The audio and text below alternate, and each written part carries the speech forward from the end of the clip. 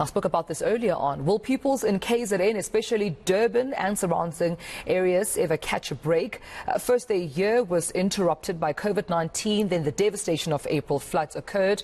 And once again, they're not sure if they will be able to return to class. This after heavy rains this past weekend. ENC's Letty Wimpluli is checking on what plans are in place to help pupils catch up. She joins us now from Durban. Letty, good morning to you.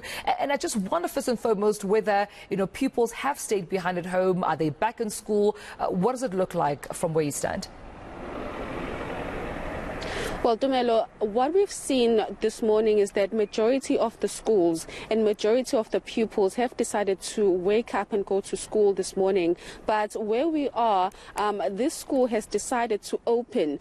But for those learners that want to remain in school, they can. But for those that want to go home, they can. I just want to ask my colleague to show you.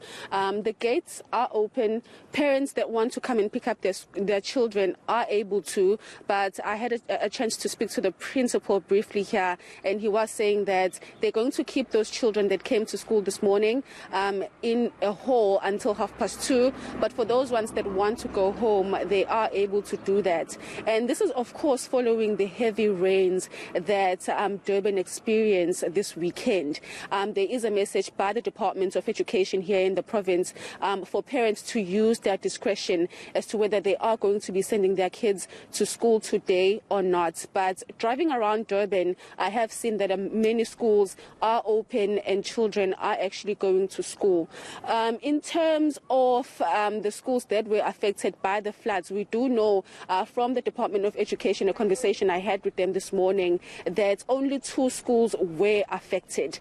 But this, of course, is going to affect the curriculum and those learners that have been disrupted since January. You'd remember that in the northern parts of the province, specifically Dumelo in Ladysmith, in January we did report thoroughly in that area where they experienced floods.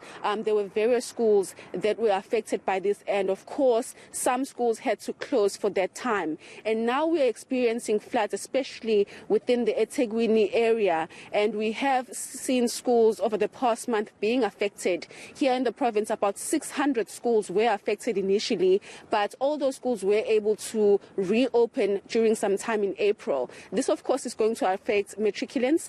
Not only matriculants, though, it's going to affect every learner that is currently enrolled in a school, because this stop and start we keep seeing is going to affect them in the long run. But these problems did not start now. There were other problems that schools were dealing with. Here in KZN, we remember before the flooding, we used to report on infrastructure problems, teachers not being hired for schools, and we used to speak to unions a lot about these problems that they were facing before the flooding.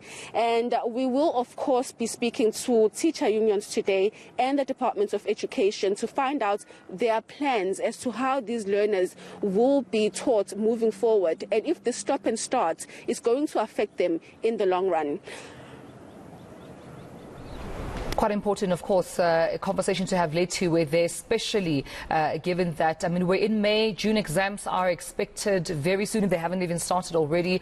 So quite important to have that word coming in from officials. Letty Wimpluli, thank you so much for bringing this story up to the fore for us this morning.